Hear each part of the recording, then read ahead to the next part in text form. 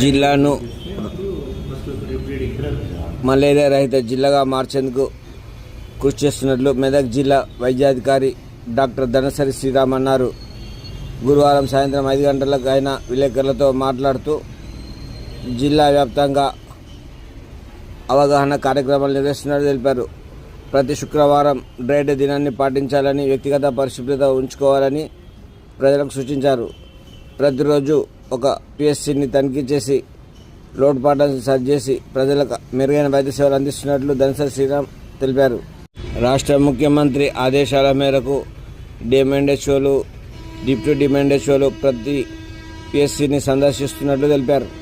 ప్రాథమిక ఆరోగ్య కేంద్రాల్లో పేద ప్రజలకు మెరుగైన వైద్య సేవలు అందించడమే లక్ష్యంగా తాము పనిచేస్తున్నట్లు ఆయన తెలిపారు. జిల్లాలో 5 డెంగ్యూ కేసులు నమోదయ్యాయని డిఎంఎండ్హెచ్ఓ డాక్టర్ ధనసరి శ్రీరామ్ తెలిపారు. ప్రైవేట్ ఆసుపత్రుల్లో డెంగ్యూ అని చెప్తే ప్రభుత్వ ఆసుపత్రుల్లో వైద్య పరీక్షలు చేయించుకోవాలని సూచించారు.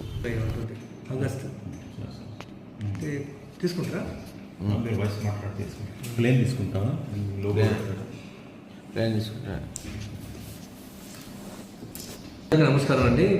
నేను జిల్లా వైద్య ఆరోగ్య శాఖ అధికారిని doctor Sriram, Medak district. So July మంత్లో మనకి వర్షాలు స్టార్ట్ అయినాయి. సో ముఖ్యంగా ఏంటంటే ఈ వర్షాకాలంలో మెయిన్గా ఎక్కడ కూడా వాటర్ నిల్వ ఉండకుండా చూసుకోవాలి. దాంతో పాటుగా డ్రైనేజ్ కూడా క్లీనింగ్ చేసుకోవాలి. ఇంటి పరిసరాలు, వ్యక్తిగత పరిశుభ్రత అనేది చాలా ముఖ్యము. సో మెయిన్గా ఏంటంటే ఈ సీజన్లో మనము వాటర్ని కాచి వడపోసిన నీళ్ళు మాత్రమే తాగాల్సిన అవసరం కూడా ఉంది. ముఖ్యంగా ఏంటంటే ఈ యొక్క సీజన్లో వైరల్ ఫీవర్స్ కామన్గా వస్తుంటాయి. సో వైరల్ ఫీవర్ వచ్చినంత మాత్రాన అవి డెంగ్యూ, మలేరియా కాదు. సో వైరల్ ఫీవర్ వచ్చినంత మాత్రాన మీరు ఇమ్మీడియట్గా దగ్గరలోని ప్రాథమిక ఆరోగ్య కేంద్రానికి వెళ్ళి మీరు బ్లడ్ శాంపుల్స్ ఇచ్చినట్టయితే ఆ శాంపుల్స్ని మేము టీ హబ్కి పంపడం జరుగుతుంది, తెలంగాణ డయాగ్నోస్టిక్ హబ్లో.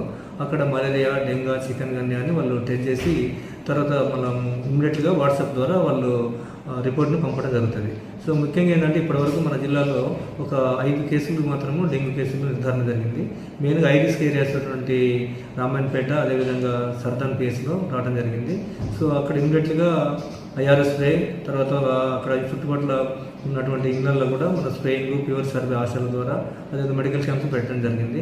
ముఖ్యంగా మేము ఏంటంటే ఫీవర్ రాకుండానే ముందు జాగ్రత్తగా మన ఫీవర్ సర్వే జరుగుతుంది. ఫీవర్ సర్వేలో మనకి 520 మంది ఆశాలు, 230 మంది ఏఎన్ఎంస్ అంతా కలిసి పనిచేస్తున్నారు.